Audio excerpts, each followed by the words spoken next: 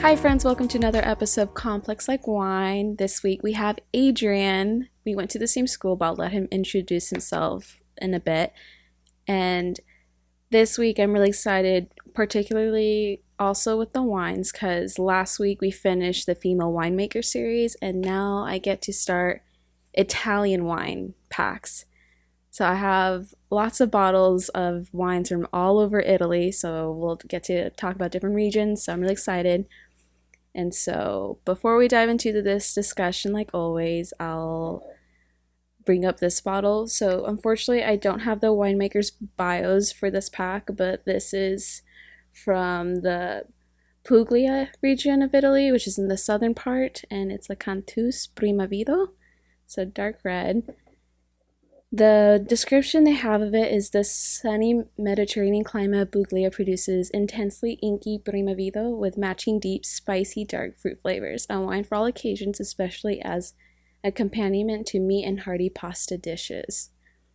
So, did you want to introduce your wine? Yeah, sure. I'm excited for my wine because it's been sitting on the display in my house for a while.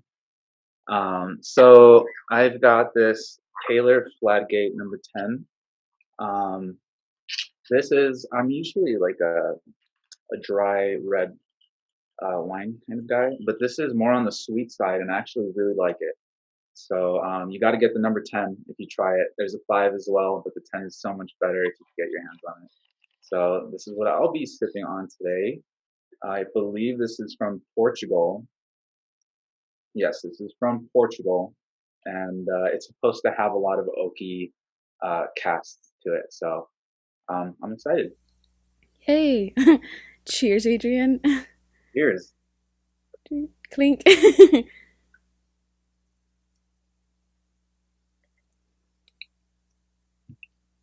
Mm.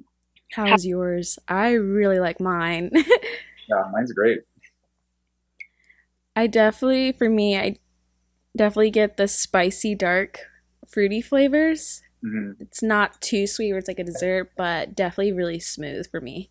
Yeah, I've noticed like the more I drink wine as an adult, the more I lean towards drier and drier. Like the drier thing I could find, or the driest thing I could find, I just happen to love that the more I drink red wines. Yeah, I the last guest I had for the previous episode, we were talking about you kind of have to get an acquired taste for wine. It isn't just a drink you have when you're like sneaking alcohol, like pre-college and stuff. So Yeah, yeah, yeah. definitely. For Mm-hmm. Oh, sorry. No, you go, you go. I remember my first time ever having a dry red wine. I thought it was the grossest thing ever. I was like, why does anyone drink this? This is disgusting. But we've come a long way. We've come a long way. We have. Well, do you want to introduce yourself and kind of discuss about your story and then why we're here on the podcast? Yeah, yeah, definitely. So I'm Adrian Ramirez. Nice to meet you, or nice to meet everyone listening. Um, I am from Arizona, born and raised. I'm actually here right now. Um, it's currently about 111 degrees outside, which sucks. Um, but yeah, we're gonna be talking about mental health and from the perspective of a male. And I think because I grew up from a multicultural family, I have a unique perspective on that as a male. Grown up in the United States as well. So yeah, yeah. I kind of got lost in my thoughts there, but that's me in a nutshell. And Adrian and I, we met at school in La Sierra, which is in Southern California. So I've known Adrian for the past 3 years, maybe going on four. Yeah, I think we probably met my sophomore year of college, um, something around those lines. So it's been about 3 or 4 years. Yeah, I was going on to my junior year, I think. Mhm. Right. Yeah. Thanks. So Let's definitely hear all about the male perspective because, of course, it's more difficult for guys to be open about mental health, or at least it's perceived that way because of the tabooness that society has on mental health and the idea that men are weak for sharing that. And so when we first talked, I was really appreciative of you wanting to speak on that, and then also kind of the societal pressures or expectations of what is a man and what it means to be a man. So I would love to hear all about that from you. Okay. Yeah, definitely. There's a lot to cover on this topic. Um, there's definitely an issue when it comes to mental health in the male community. It's something that isn't talked about enough, especially because it affects a large percentage of the male population. A lot of men out there, it may seem from the outside that they're doing just fine, they've got everything under control. Um, but mentally, they could be struggling, some of them very severely. And so that is a problem that we do need to fix and address and just talk about more. So I'm happy that we're able to speak about this.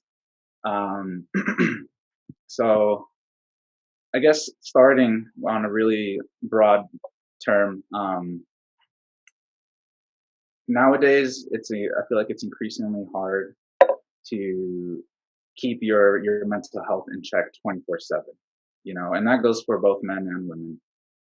We have a lot of external pressures in life right now. It comes from social media, all these movies, superhero movies.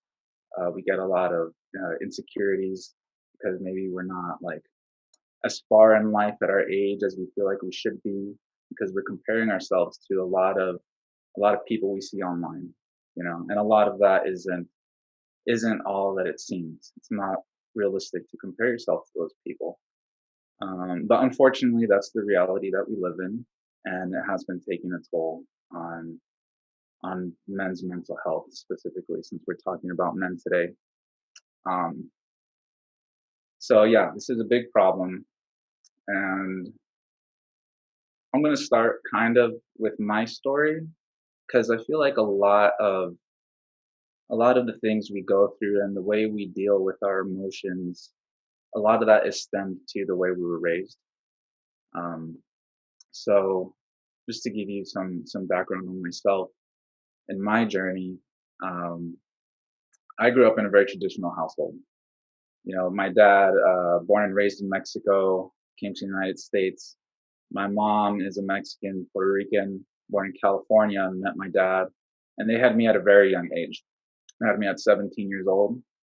And yeah, so being that I was born in this very, very Hispanic uh, culture, it was a very traditional household where my dad was the obvious leader of the group. My dad was also the firstborn male in his family, so he was kind of hailed as uh, the the provider of the entire family and extended family. Um, and he's the one who really taught me a lot of the things that I do today. Um, a lot of that being, you gotta take care of your family. You gotta be strong for everyone else. And all of those things are good virtues to hold. But there is a point where that kind of ideology can be taken so far that it becomes toxic. You know, and that is kind of the main topic that we're discussing today. Is when society takes that ideology that you have to be a man and never show emotion and always have your things together. When you take that too far, and it becomes an impediment in life and your mental health. You know, uh, taking care of your brain is health. Your brain is another organ, so it is just as important to take care of your mentality as it is with your physique and everything else physical about you. It is equally as important, I believe. And I don't think here in the States, especially, we're not taught that enough. A lot of Eastern cultures value things like meditation and other kinds of practices that really help you with your mental health that I don't think we're utilizing enough over here in the West, you know. Mm-hmm. And But back on the subject, I was born in this traditional household where I was taught, um, to be the best man I could possibly be without error. And I really owned it for the majority of my life, through high school. Um, I was really owning that persona, but I started college and I realized, you know what, life is hard. I was out there for the first time alone in life and I realized it was really hard. And especially nowadays, the talk of mental health is starting to increase and become more popular. I think it's great. And I think as a society, we have accepted the fact that, men need to express their emotions more. I don't think um, it's taboo to hear people say those types of things anymore, which is a good thing. It's a very good direction we're heading. But culturally, as men, we're still not adopting that into our actions yet. We know it's okay to cry, but for some reason we still don't. So why don't we? That is the main question, and I think that is all stemmed back to the people we hang out with and how we were raised. Yeah. It's kind of the whole nature versus nurture thing. The way you're like, Mhm. each person is have their own instinctive characteristics and all that, but your surroundings and the way your parents were with each other and the way they were with you has a lot of influence. This isn't really connected to focusing on men, but also think when it comes to Latino families, there's a lot of influence on being kind of the machismo men of the household. Like, you get things done, and it's very different from what the expectations are for women most of the time, too. Oh yeah, yeah, definitely. I mean, I have a little sister, and you can tell right off the bat how we were raised and treated differently just because of our genders. Um, I am also the firstborn son, so culturally that means something. Um, and so I was taught, you gotta go work hard and you gotta provide for your family. My sister was taught, household things. It's just the culture and the way we were raised. It's not good or bad. It's just the way we were raised, and that's that. Mm-hmm. Um, Definitely, whenever I go to Mexico, my sister and I are treated much differently. And I don't think that is in a positive way. It does kind of, it is an advantage for me, I guess, because I do get certain perks while I'm in Mexico. People treat me nicer, but my sister doesn't get that same treatment. There's a huge uh, difference in the way we're treated, the things we're allowed to do, and it's kind of messed up, honestly. Yeah. But some cultures haven't grown past that yet. I think they will, but it takes time. It Mm-hmm. definitely takes time. Yeah. But I'll talk about my perspective because I'm Mexican and Spanish. And so my dad was born and raised in California. My mom is from Mexico. I was born in Mexico. And so kind of had the reversed roles where my dad grew up very Americanized, but his family's from Mexico. So he has those Latin Mexican roots, but more with the American tradition and values. And my mom was very much machismo kind of Mexican woman. And so my dad always made sure that my brother and I were never treated differently because of our genders. And I'm the older one. So I kind of was brought up more with the masculine values and practices. And so I think it's interesting because I grew up a little differently, like kind of the flip flopped on it. So I think it's always interesting to talk to people that kind of grew up the more traditional Mexican Latino way. Hmm. So, with growing up like that, when do you think was the first time you kind of noticed how that could have impacted your mental health or the pressures of being a man? How young would you say you were? Ooh, that's a good question. I was very young when I started to pick up on my role, quote unquote, my Mm-hmm. role in life or to society. I was probably like 10 years old when I started to put an effort in becoming a man. Um, I was never taught that men aren't supposed to cry, but for some reason, at such a young age, I already recognized that men shouldn't cry, and so I kind of didn't. I don't really know if there was a distinctive moment in life where I suddenly realized that like I need to be a man, but I do know I was very young when I started adopting that practice. Definitely. How would you say that's now affected, or I guess I'll rephrase it this, when transitioning from high school to college, where now you're away from family, you're kind of on your own, did that perspective or pressures of being a man now, because you are legally an adult and you're off on your own, did that have any negative or hard impacts on you?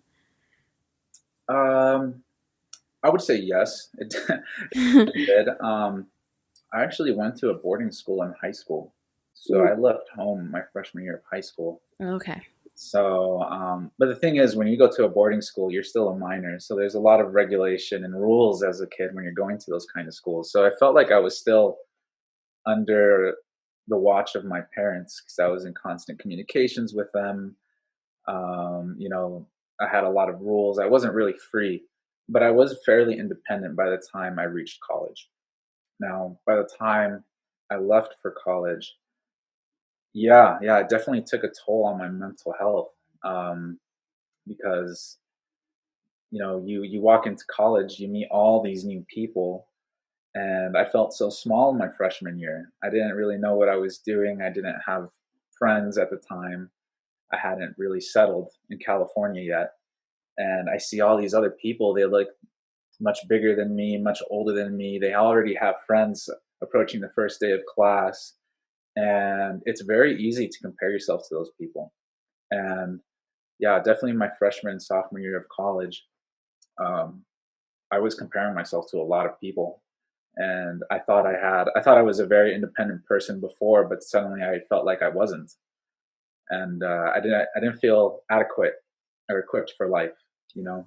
Mm-hmm. And there was a lot of anxiety that came from that, some insecurities that came from that, and I do think men face a lot of insecurities with how successful they got to be or like how masculine they got to be. A lot of men's masculinities are um, very weak sometimes because they compare themselves so much. uh, but yeah, definitely my freshman and sophomore year of college, it was tough. It was a big reality check, and I had to learn you know Mm-hmm. how to be me and not to compare myself to other people. And it did take like a solid 2 or 3 years after that for me to really grasp and learn the concept of, hey, I don't gotta be this amazingly successful guy by the time I'm 21. It's perfectly fine to, to make your own path and follow your own journey, however long it takes you, and learn your own things. You know. Yeah.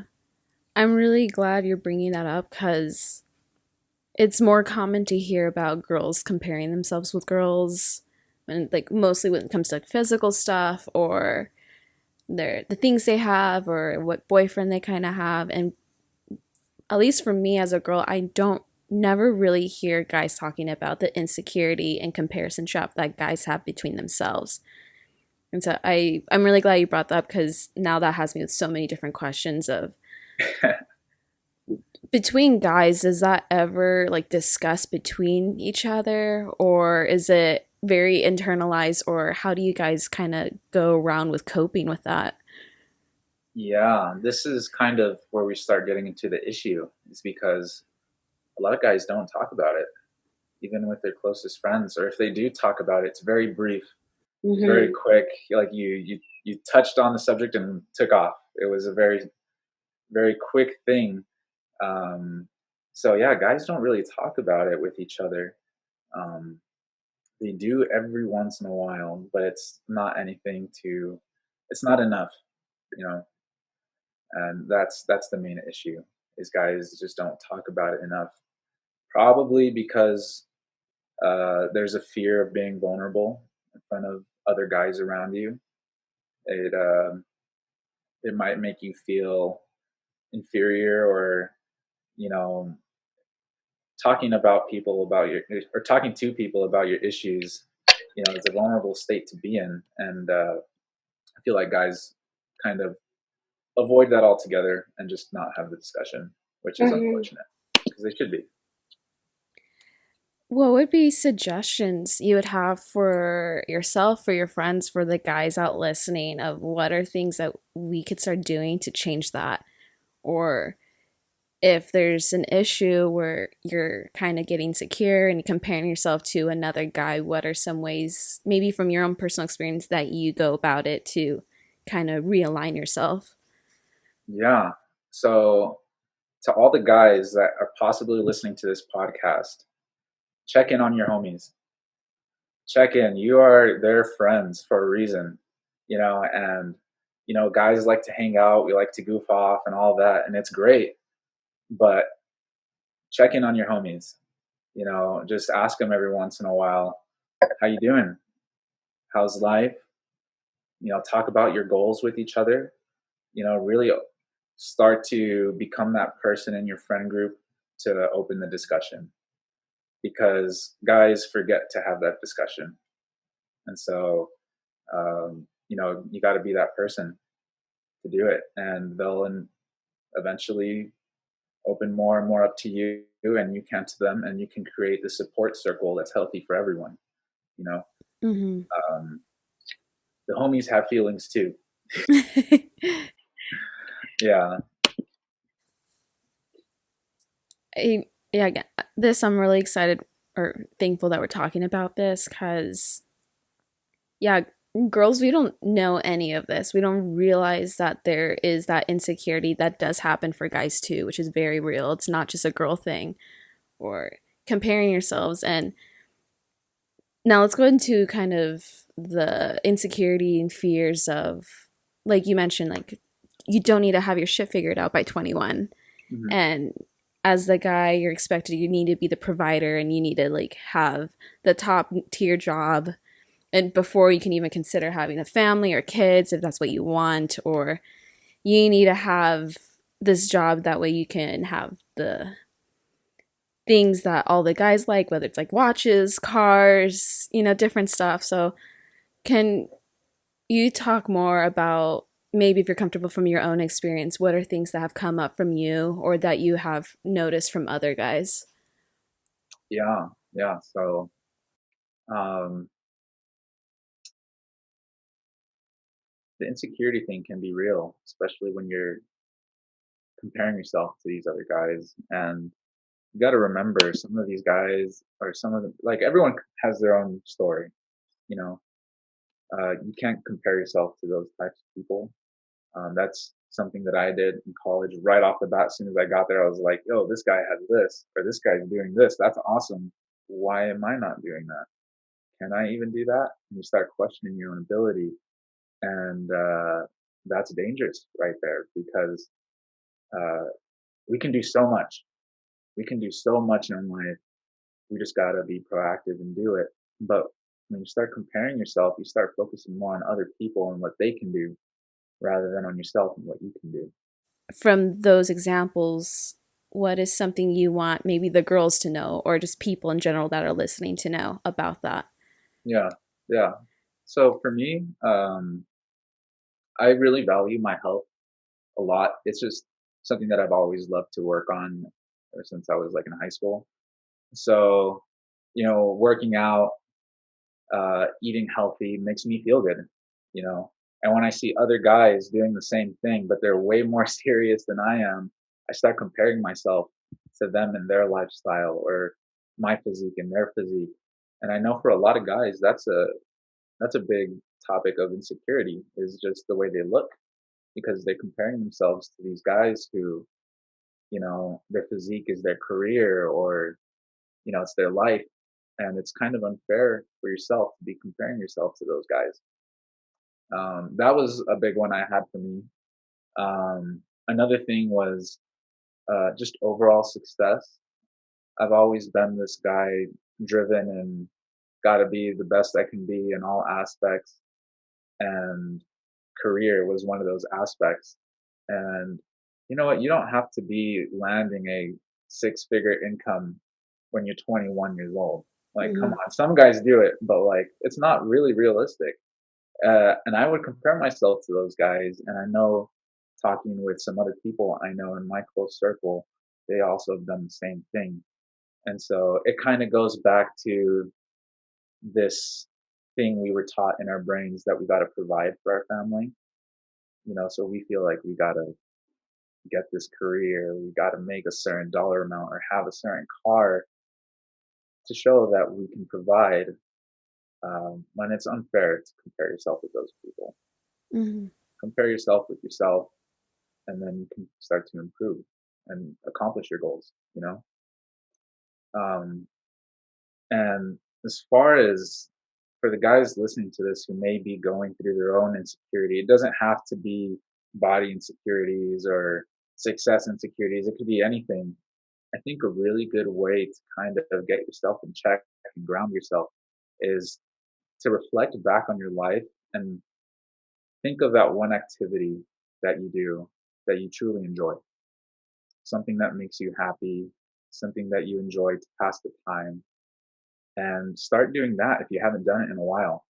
That really helps. Like for me, it's I love outdoors. I've been outdoors ever since I was a kid. So I love going out in nature, and that really helps ground me. Being in nature is so pure to me. It's almost a form of meditation. And so whenever I'm feeling stressed, or if I know I'm about to have a very stressful week, like finals, I'll make sure to put some time aside in that week. Even though I know I'll be busy, I'll make sure to put some time aside to go out in nature, because it really helps me stay focused when I actually have to grind and do my responsibilities that I got to do. And it also helps me with my self confidence, and just keep me more at ease mentally, because we're bombarded with so many things every single day. Our phones are going off.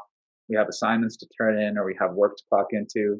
We forget to just chill and breathe every once in a while, you Hmm. know. Um, and for other people, it could be music. If someone knows how to play the guitar, and if that makes you feel good and happy, play some music or draw. Find that one activity that you really like, and the activity that you find peace in, and start doing that more. I think that's really good advice. And I know just from feedback I've received from people that have tuned into the podcast before, I know that's going to be really helpful for them. So thank you for that. When we first talked and kind of were discussing about mental health and everything, you also mentioned about discussing like motivation and finding that and everything. Did you want to jump into that? Yeah, yeah. So since we're talking about all these like standards for men, uh, and you got to find that motivation, got to be the best you can be. Um, as far as motivation goes, don't think of the end goal. You think of the end goal, it's being a little too ambitious, and that could be disheartening for guys who feel like they need to keep up with everyone else around them. You know, um, and it impacts your mental health in a bad way. So make it's the small goals that matter. You know, I really like to adopt this mentality. I don't remember who told me, but someone told me this one day, and it really stuck with me. Was think of your goals, whatever they may be, and think, what can you do today that's gonna that's gonna make you an inch closer to that goal tomorrow. Whether if it's writing a paragraph or making a list of the things you want to do that day, whatever it is, as small or as large as they may be, make it a thing to accomplish one small goal on a daily basis. Or like you always hear the people that say, make your bed every morning. It starts with the first success. There's some truth to that. Find a small goal, whether if it's just like writing a little encouraging note and put it on your mirror so you read it in the morning when you brush your teeth. Those little things go a long way when you've been doing them for a year or 2 years. Pretty soon, those little victories will turn into one big victory. Mm-hmm. That's one way that I've been able to find that intrinsic motivation. So that way, I'm less dependent on finding my motivation from someone else. It kind of bubbles out from within me. So that's really encouraging once you can find that intrinsic motivation. Um, and I guess another thing you could do is surround yourself with like-minded people. You know, don't don't surround yourself with toxic people because you know it not only affects you and your mental health, but you may also start to become toxic, and that's dangerous. So find yourself with people who you aspire to be like, and pretty soon you'll see yourself becoming the person that you want to become. You know, so I always think like if you have a goals to learn a certain piece on the piano, you know, find someone who knows how to play that piece and just talk with them, become friends with them, and form an actual connection with that person. Pretty soon you'll start learning from them, and eventually, you'll learn that piece. Mm-hmm. Um, so yeah, just it's the little things that matter every single day that kind of bubble up into big victories one day. Pretty soon, 10 years from now, you'll blink your eyes and you're like, "Whoa, I did all of that," but it could have not been possible had I not found that intrinsic motivation. You know? Right. Those are really important. Even for me, it's the little stuff. If I can just do a little piece at a time over a week or month, you'll see how much you've accomplished. And it doesn't have to be all or nothing from day one because that's overwhelming and sometimes unrealistic. It's the little stuff that you just keep that consistency going. Mhm. Everyone always struggles with finding motivation all the time. We also get lazy or get really stuck mentally, creatively. Can you share about a time where you might have been stuck or were struggling to find that motivation, and what were things you did to kind of help get you to the place where you can start practicing all the tools you just mentioned? Yeah, yeah. Well, before I really start talking about that section, I just want whoever is listening to know that if you miss a day in all of these little practices, if you don't make your bed that one day or that one weekend, it's completely fine. Don't beat yourself up for not doing it. If you mess up, it means you're human. So yeah, just know that you're human. It's okay to mess up. Just the next day, try to do it. You know. That's so important. But back to your question, definitely, like I said, I was most insecure my first few years of college. Um, those were the years where I was lacking in motivation. I had big goals, but I wasn't doing anything to achieve them. Um, if you just saw me and my actions, you probably wouldn't have guessed that I had big goals at the time, just because I wasn't living the lifestyle I wanted to live. And that was probably the hardest part from from not being motivated and switching to motivation. That switch is probably the hardest part because you're exploring yourself and you're trying to find where you can muster up that motivation. Mm-hmm.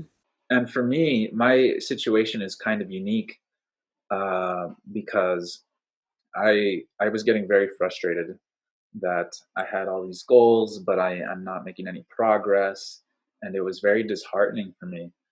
And I am very thankful for my mom because uh, my mom, she is a big support in my life, and I know some people can't say the same. So I do feel very, very blessed to have her.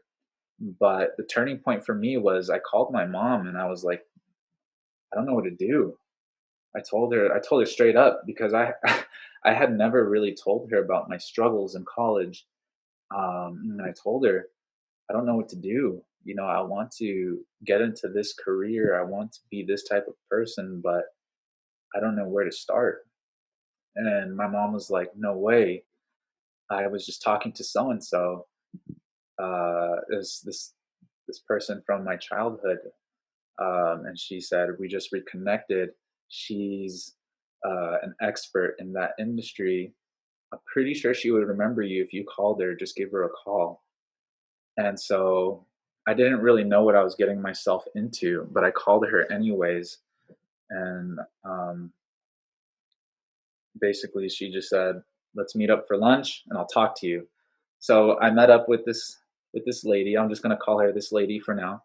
I met up with this lady for lunch, and I told her, "Hey, my mom told me that you are an expert in all the things that I want to get into. Um, I wanted advice. So I asked her, I just need advice. Can you give me advice?"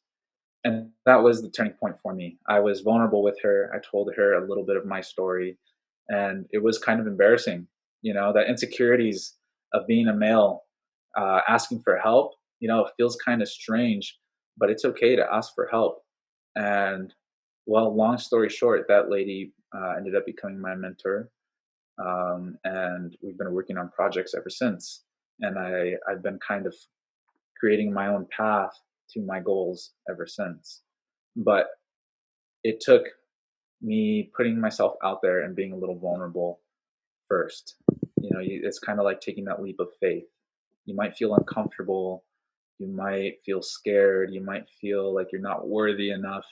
But the beauty in life is the beauty of new experiences and being uncomfortable, because those are the things that help you grow as an individual. And so seek discomfort, you know, and really thrive in being uncomfortable. And once you feel comfortable, that's your sign to do something to get yourself uncomfortable again, continue progressing. And after a while, that kind of becomes addicting. But it was very hard for me to initially pull that trigger and call her, because I was embarrassed. I was embarrassed to ask for help. Um, I feel like guys often don't want to ask for help because they feel like they need to have it all together, Mm-hmm. and they feel like it's a weak thing, or it's like a beta thing to ask for help when it's not, you know. um, and that's really, I would say, if you want to reach something, or you want to get into a certain industry, or if you need help with your mental health, ask for help. You know, seek a therapist, seek a mentor, whatever you need. It's okay to ask for help, definitely. So yeah, that was kind of the turning point for me, from being unmotivated to being motivated, was just asking for help. I don't Hmm. know why I didn't do it sooner. I wish I did. I just finished reading a book by Brene Brown, and she's a researcher all about vulnerability. And her big thing is vulnerability is courageous. And you can't be courageous without vulnerability. And what you said is so important. Like, you have to put yourself out there for growth, for any change, any progression. If you're being stagnant because you're comfortable out of fear or contentment or unmotivation, what are you going to accomplish, or what are things that you can do bigger, better for yourself, not to just impress people, you know? And so I think that's a really important point that you make. And I think not even just for guys, but for girls too, the whole thing of vulnerability means you're not weak. It takes a lot of cojones to do that. Like, people that put themselves out there, like you and me, like being vulnerable on this podcast, not everyone's able to do that. And no, not everyone has to, but there's something about being taking that extra step, being self-aware, and kind of learning to have that peace within yourself to kind of ask for help, and the empowerment of asking for help, how strong that is. And it doesn't have to be an embarrassing thing, because once you get help, you learn something new, and now that's within your toolkit too. Yeah, yeah, I really like, um, the way you said that, how being vulnerable is like an act of courage, because to be like, I was nervous approaching this podcast, honestly, but I'm doing it anyways. You know, You're doing great. to be courageous doesn't mean you don't have to be scared. Being scared is okay, um, but you got to do it anyways. You know, um, so Yeah, I've never heard it put in that way. How being vulnerable is courageous. I really like that. Yeah. Yeah, if you're anyone or you are into reading, I think work by Brene Brown, she does a really good job of explaining about that, or even listening to her TED Talks, I think does a really good job of explaining that. Let's see, when earlier we were discussing about, the type of people you surround yourself with is kind of a reflection of yourself. And so if you're with toxic people or people that are unmotivated or pulling you down, you're naturally just going to end up getting stuck or pulled that way.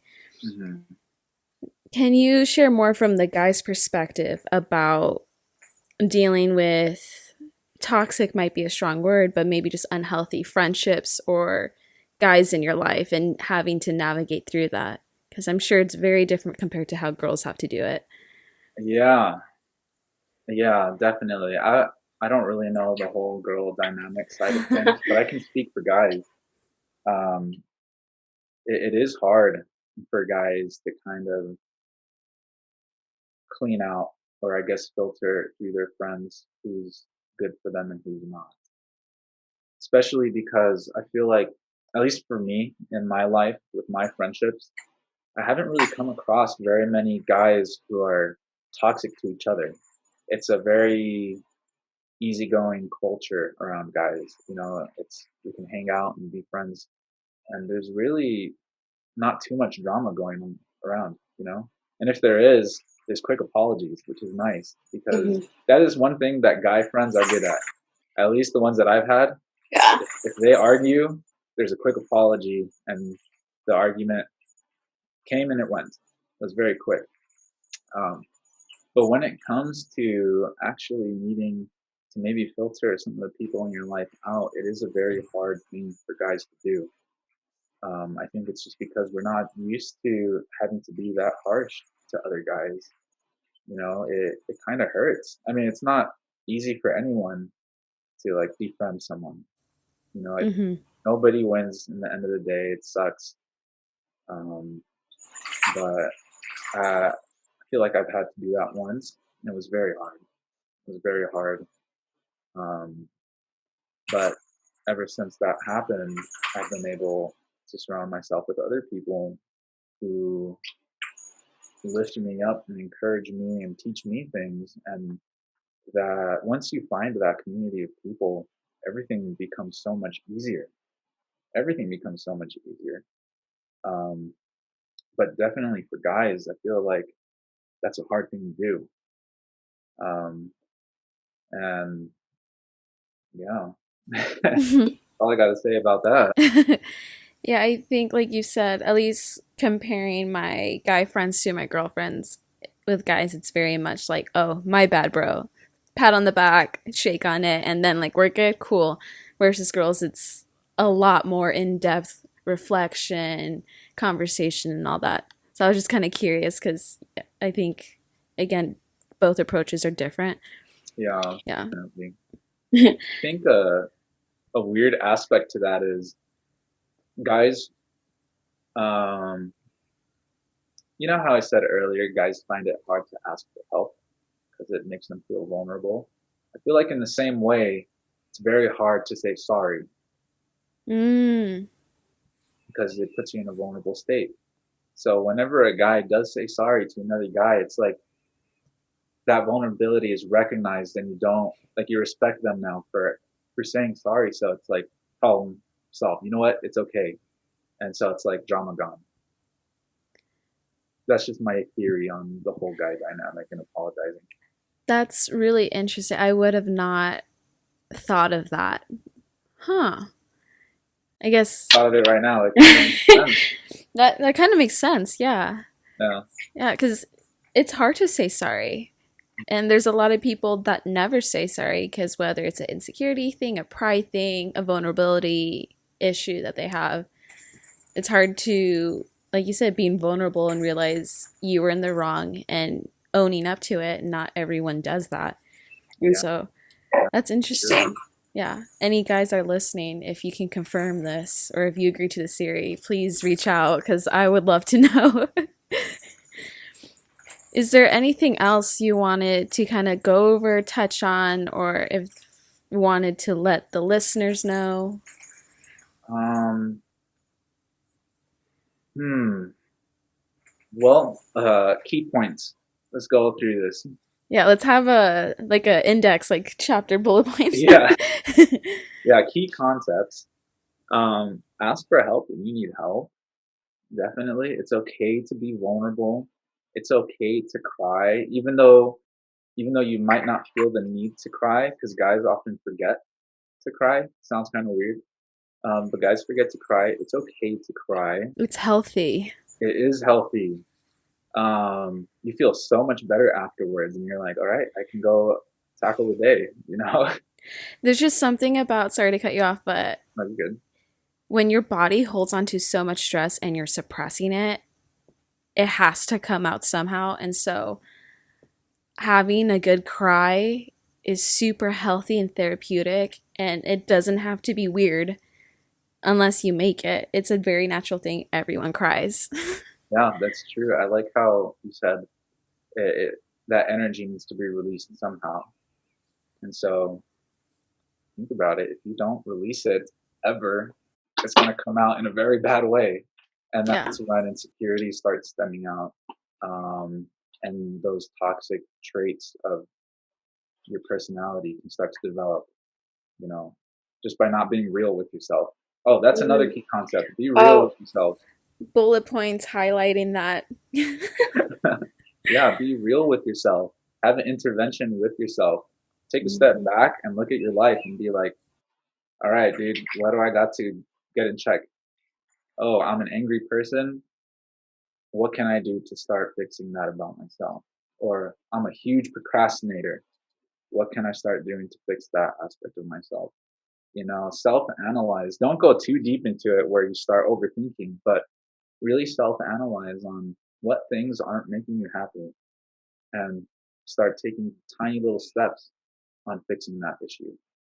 Um, that's kind of what I did, and that's what prompted me to call my mom, which landed my mentor, which landed everything else, basically my career after college.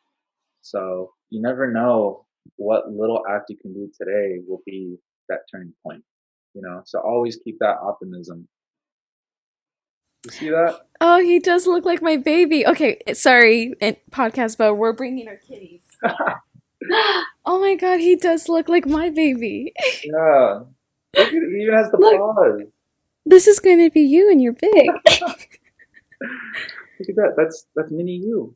Wow. Like, if you're on YouTube, I highly recommend. If you're on other platforms, I highly recommend just going onto YouTube and checking this out because we're having cats on camera. They're twinning. We're so Oh. Yep. This is Oh, Asta. he's a chonky boy. Yeah, he's a foodie. Food. Anything, even dog food. Like Oh, he doesn't care. he doesn't care. He'll eat it all.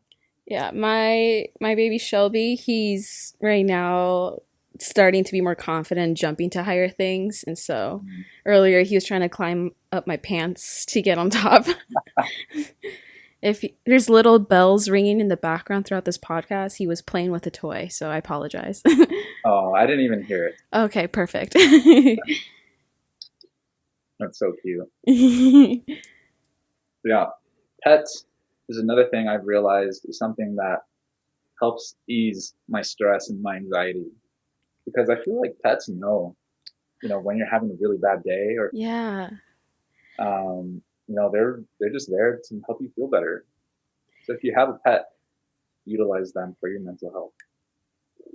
I used to have dogs, but because of circumstance, no longer could have them, and that was 5 years ago. And so, past 5 years, I've gone with zero pets. And Mm. this past week with this guy, I've realized how much my stress has been alleviated just with his cuteness. Aw. Okay, I'll let you go. Bye. All right. Ah. Yeah, I love pets. We have 2 cats and 2 dogs here. So there's always something going on when it comes to the animals. Yeah, this guy now likes to, well, he plays a lot. So, as a baby, sleeps, eats, goes to the bathroom, and then sporadic energy things. And so, it's really funny just to watch him. You know, like crackhead Processor. hours. Exactly, crackhead hours. But anyway, back to what we're talking about being real with yourself. That was a huge bullet point, underline, asterisk. Write that in your phone or journal, guys. Yes, be real with yourself. Ask for help. It's okay to cry and make small goals, tiny, tiny goals. Those will add up to big victories. Um, those are kind of the main things that have helped me um, basically come so far in life. And I don't feel like I'm this amazing, super successful guy. I'm just someone who's kind of been through it a little bit. So I've learned a thing or two, and I still have a lot to learn. All these things that I'm talking about right now, I can also benefit from. And this is still a reminder for me to, practice the words that I'm preaching. I Mm-hmm. gotta keep myself accountable. Um, and I guess on that point, on accountability, um, if you have goals or if you want to change something about yourself for the better, um, find like your closest friend and tell them about it. That way they can also be part of that support group and they can keep you accountable. Once you've shared that information with someone else, it now becomes bigger than you, and sometimes you need that for that extra motivation. Mm-hmm. That's really important. If there's something big I really need to work on, I definitely tell people outside of my family. That way they know I know they're gonna check in and then I have to deliver. And I won't cheat myself out of being like, it's okay. I'll take a month off from working on it instead of just a day or two. Yeah, it definitely gives you a sense of accountability because now other people are expecting it from you. Hmm. You can't let them down. You can't let yourself down. And got to be a man or a woman of your word. Yeah, 100%. I think we covered a lot of really good stuff in this episode. As a woman, I've definitely been able to get better insight on what it's like to be a guy in this day and age and the expectations and everything else. Is there anything, well, I guess I'll ask this. Are there many misassumptions that you think society has on guys that aren't talked about and you would like to mention really quickly? Yeah, yeah. Um, hmm.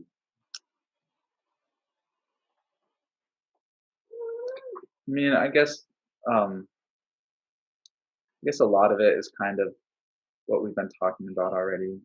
You know, not everyone around you has it all together, even though on outward appearance it may look like it. A lot of people don't. So don't expect yourself or everyone else have everything together. That is a big misassumption that you know everyone's doing the right thing all the time. That's false. We're all human and we all mess up. Um, and hmm, I guess, another big thing is this goes for men and women. This is not really only for men, but putting the people around you on a pedestal can be dangerous. Mm, Don't put yourself on a pedestal. Don't let other people put you on a pedestal. Don't put the people around you on a pedestal because they're also human. They will mess up. They're not perfect. And so if you put yourself at a standard that's way too high to accomplish, you're bound to fail because we're human. And same with your friends. Don't expect them to also be perfect because they're also human. So that's something I've kind of had to do with myself because I felt like I had to do everything perfectly. And I was getting frustrated when I wasn't doing everything perfectly. But that's completely okay. So just don't give yourself these unrealistic things and don't put yourself or these goals on a pedestal to people around you. Um, because everyone's human, everyone's learning their own way, and a big part of learning is your failures. So Hmm. you gotta fail. Like what you mentioned before, it's the human experience to not be perfect, to have your bad days, to be stuck, and it's totally okay. Everyone has it. And I think, especially now with this day and age where social media, everyone puts a persona that they have a perfect life, perfect body, perfect job, all the like toys and trinkets, and it's not like that at all. Not one bit. Yeah, it's true. True. Um, Social media and technology, all of that is a great thing, but it can be dangerous to Hmm. one's mental health. If you need to unfollow certain pages, just do it. If you need a break, even, just do it. It's healthy. You know, um, yeah. I mean, like on Monday, I'm gonna be turning my phone off for basically the whole week. I'll turn it on just to take some pictures, but I'm gonna be going up to Zion and Bryce. I know you guys just did, Yeah, yeah. so that's gonna be my little break from social media, and I'll also be in nature, which I love. So Mhm. that's gonna be my time to kind of focus on the people around me and nature, which I love. So just got to remember to take some time to do those types of activities as well. Yeah. It's very healing and therapeutic. And even for people there that their job is through social media or they have to contact on their phone, maybe just turning your phone off right before you go to bed, an hour, half an hour, that way you're not distracted, or take time to read, to draw, meditate, exercise without your phone. That way, kind of have that practice of just checking out from distractions.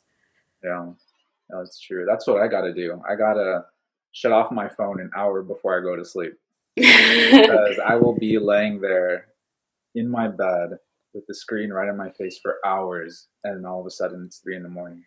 You know, So guilty of that, yeah. do that. I got to do that. So that's a reminder for me. Well, awesome. I think, yeah, we covered so much. I really had a great time getting to talk to you and learning more about guys' perspective and about men's mental health too. Thank you so much for being vulnerable and sharing a lot with me. Yeah, thank you very much. It's an honor to be on your podcast. Yeah, Thank you. of course. Cheers. Cheers. Awesome. Well, thanks, guys, for tuning in to another episode of Complex Like Wine. I'll have social medias in the descriptions and everything else. Thanks so much. I had a really great time this week, and we'll see you guys in the next one.